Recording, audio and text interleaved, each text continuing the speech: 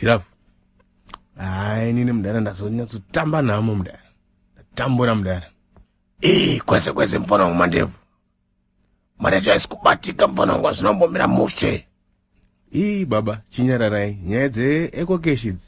Nyadze mari dzedu zemuZimbabwe. Chinyararai mdara. Mfano nesuro ndakandaisiro kaiko keshi.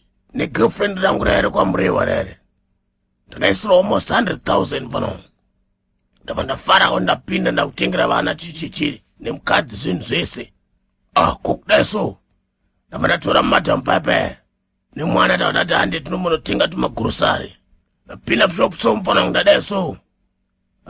Ndakanyara mushopu imo mfano. Chinakwanisa kubuda nacho mushopu mfano ibox remachisi mfano. Nepaketi maputi.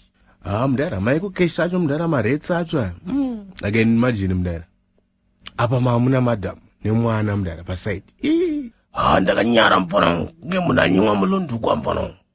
Inini pay yangu wangu yapinda izvezvi but aisitombokwana kana 2 kg esauti mdara.